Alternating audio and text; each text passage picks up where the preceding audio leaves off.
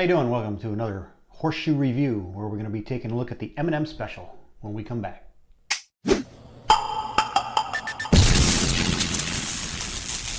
Alright, let's get into this M&M Special review. First take a look at some of the main features on this shoe. If you saw the M&M Flip video, you'll notice that this looks very similar, and there are some key points that make this shoe really different. One thing is the toe cleat and the heel cleats are on the same side on the M&M Special, and it also has the inclusion of the ringer breaker. So on the M&M Flip, you have the toe cleat on one side, and then the heel cleats are actually on the other side, and that allows for faster rotation on your flips. Another thing that sets the M&M Special apart from the M&M Flip is a tighter M shape. And you can see behind me that when I stack the two shoes, you can see the inner circumference is a bit tighter on the M&M Special than on the Flip. The M&M Flips give a little more room for your hand to get inside it and grasp that for flipping, where the M&M Specials have a ringer breaker, and it has a very nice two-finger spot for putting your fingers in between the ringer breaker for flipping. Okay? And I know these shoes are not painted and in very poor shape, but this is what I have to work with. These were loaned to me by Tony from my campground. I want to thank him for loaning these to me for this video. There's quite a bit of things that, along with no paint, we also have a lot of misformations, especially on the ringer breaker. The ringer breaker has been pounded in and is not the original shape of the ringer breaker, so you can't really tell on this shoe exactly what the ringer breaker looks like. It is a little more pointed when they come in brand new, and I really do love the color that these shoes are painted and the options that the M&M family gives when ordering shoes. You can have the shoes just shipped out already painted in their color scheme just the way they're sitting in a box, which is sort of random, or you can actually have a custom paint job done to your specifications, and that'll take a little extra time, but it's definitely well worth it if you're looking for a specific color combination and scheme. M&M boasts that this is the first center balance shoe, and we'll be looking at that once we put this on the balance beam to find the QBR, the Qukslvr balance rating. And this shoe first debuted back in 1986, so it shows you how long they've been around the game. And this is the first M-shaped shoe, often imitated, never duplicated. So let's get into it. First thing we're going to do is we're going to look at the balance rating. And what I did on this shoe, it's a 7.5 inch shoe, top to bottom, which gives 3 3/4. I put a line, and we're just going to go ahead and set that on here for balancing. Find that center balancing point, getting pretty close. There we have it. Now we're going to take our measuring tape. Okay, we're going to give this a -1. The minus means that the weight is more towards the toe, this is very, very well balanced just to be off a one point on the scale. We've seen a lot of shoes that are -5, -12, and those are heavily weighted on the toe. And we've also seen the M&M Flip, I believe, was a +2, meaning that the heels were weighted more, and you get more. If it's on a positive rating, you'll get more flipping power. Negative means that there's more weight, obviously, on the toe.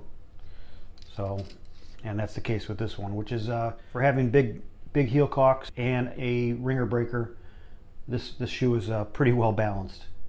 So now that we have that done, we will take a look at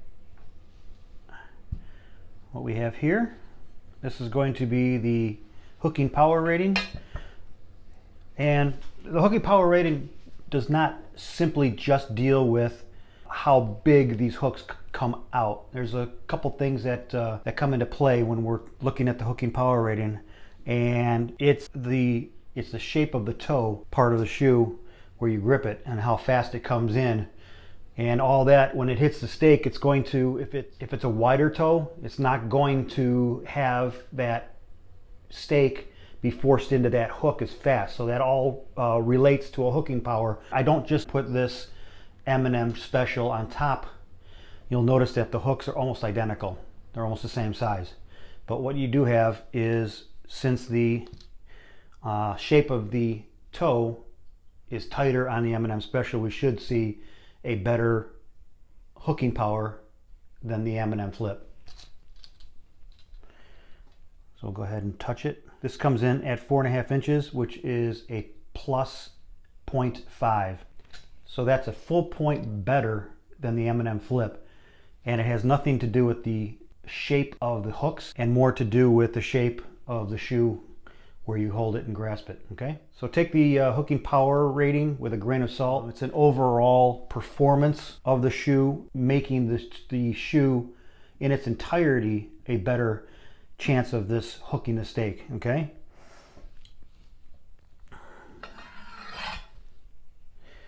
And we're going to go ahead and weigh these. These shoes should be a heavy shoe, which was a full 2 pound 10 ounces. And there we have it. We have 2 pounds 10 ounces. So these are heavy shoes.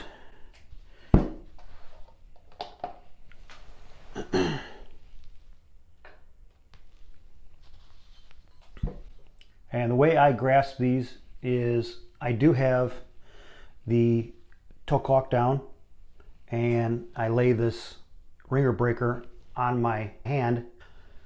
I'm very lucky that this is a worn pair of shoes, so this ringer breaker is very smooth. It's been beat up, pounded down, and peeled back, so it's very smooth on my finger. So when I go and pitch this in the next segment, I'll hopefully have a better time of being able to throw this, simply because that ringer break is not so pronounced because it is worn and used. These shoes are quite old, and they were purchased secondhand by Tony off of the internet, and they're so old that you can't even see, really, you can just barely see the M&M and the stamping on here. So I don't get any free shoes from the manufacturers, so I get what I get by borrowing it from other people that have them and are nice enough to loan me their shoes for the reviews. So when he got these were just slathered in house paint, very, very thick paint, and he took it off and actually found out exactly what these were and how well you could see this, because the paint was just soaked on. It was just flat. Everything, there was no writing. You couldn't even tell there was any writing on here. So he cleaned these up pretty good. He also, with his purchase, he also got Colt 6-packs, which I will be reviewing.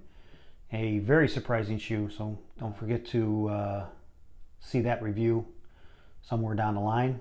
I'll have that up. But for now, what we're going to do is we're going to go ahead and pitch these. We're going to do 10 flip shoes and see how they flip for me.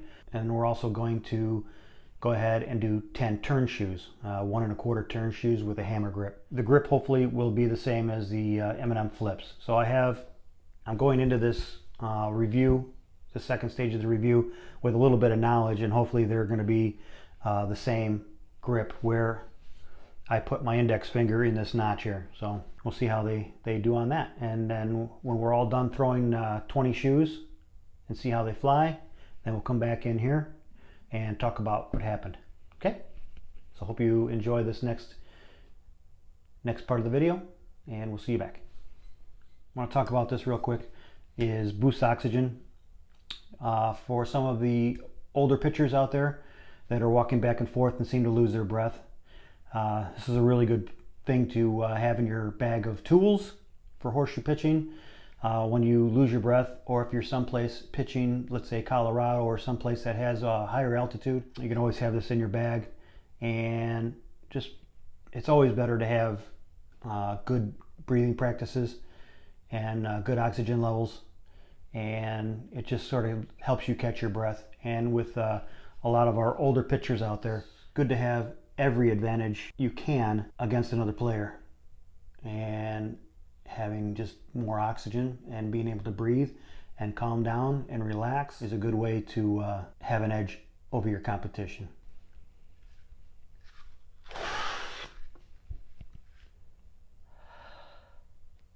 Let's go outside. All right, here we are with the M&M Specials, and we're going to go 10 flip, 10 turn, and after that, I'll give you my thoughts.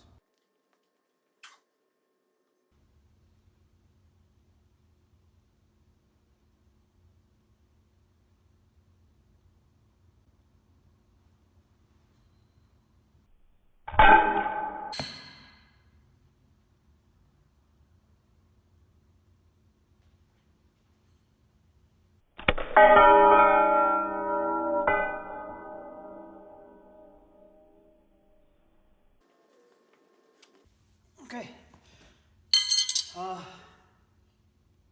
So my first thought, I don't like the ringer breaker. It's definitely putting a lot of pressure on my middle finger. We'll keep going.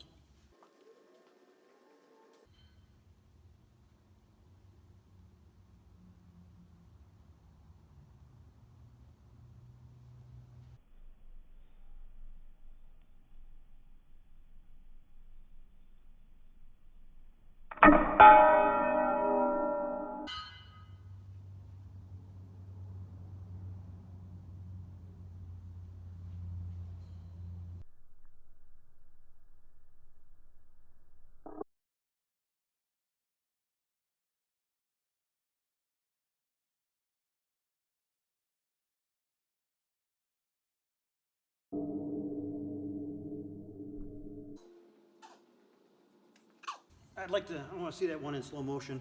I want to see where it came in on that stake. If it came in open, it looked like it was coming in pretty good, and then all of a sudden it just hit a whole bunch of metal and then wound up going off the shoe or off the stake. So I'm assuming that the heel hit it and it didn't go on or wasn't going on.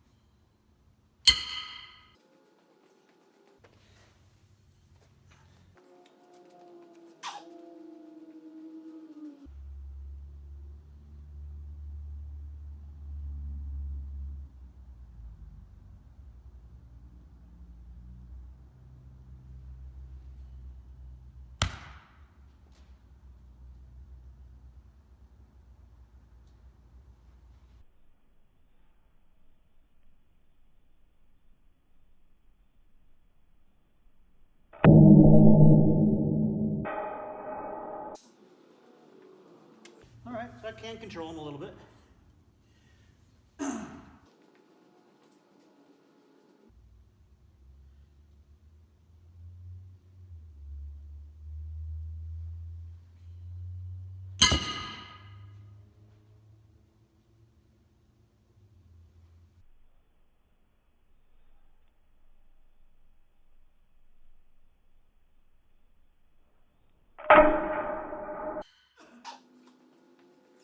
I hope you like that one in slow motion. That was cool.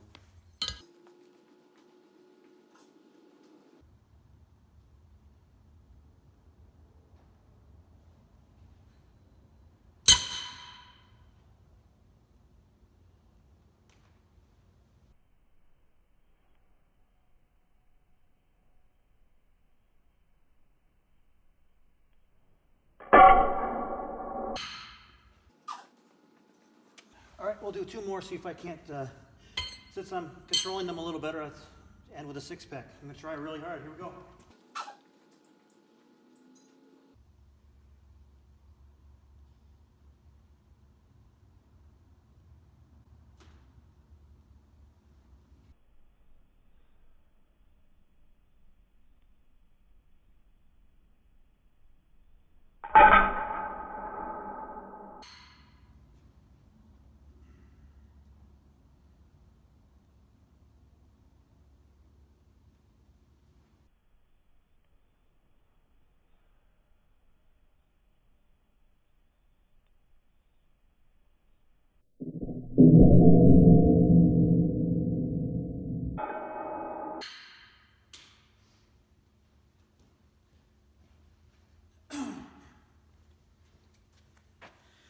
Okay. I got them to fly pretty decent, pretty fast. With that huge ringer breaker, I'm not a fan of the ringer breaker. So would I use these? Not really. I probably tend to use them more with the turn shoe. So we'll see how that flies with turns.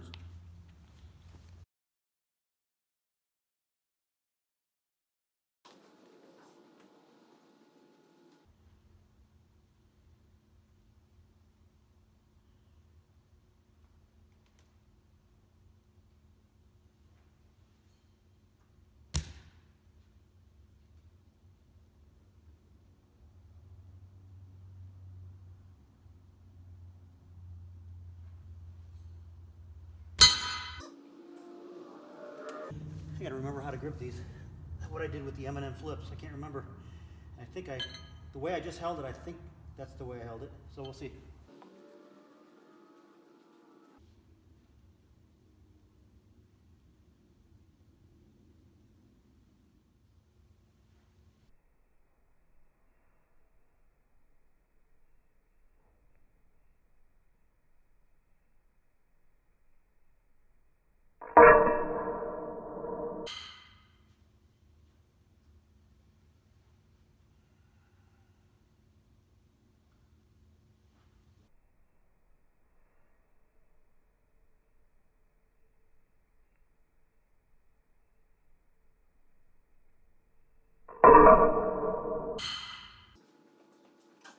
All right, I think I got the grip. The shoes 3 and 4. I got 3 more sets of pitching here, and I'm gonna try and get at least a 6-pack out of my turn shoe.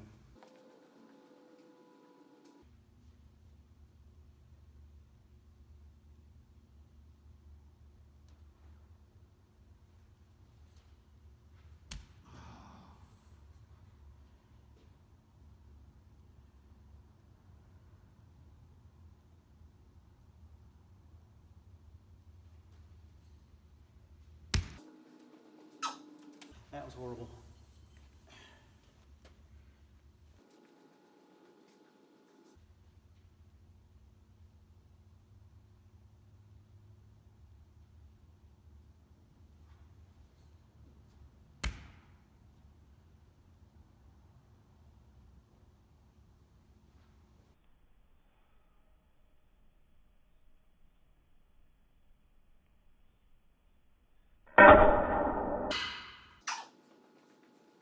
That was better. Controlled. Okay, here we go. 6-pack time.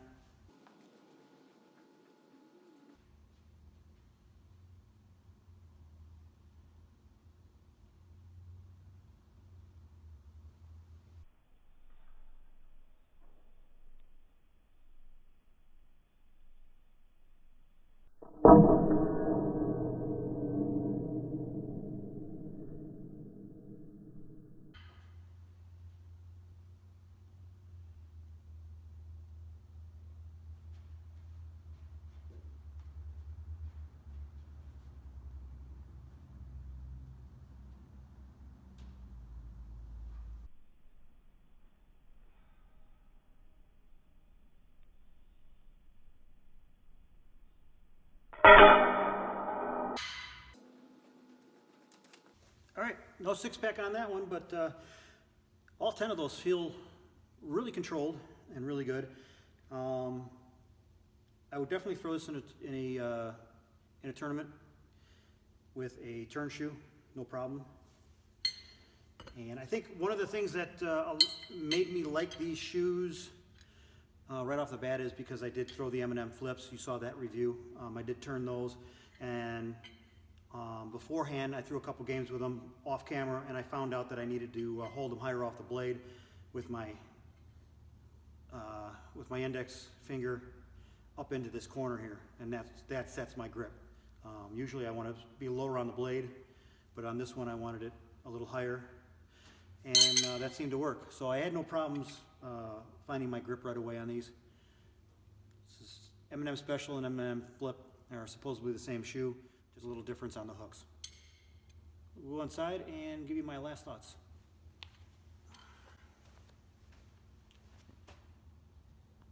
All right, welcome back, and hope you enjoyed that. And as you saw there, the M&M Specials performed pretty well. I like them.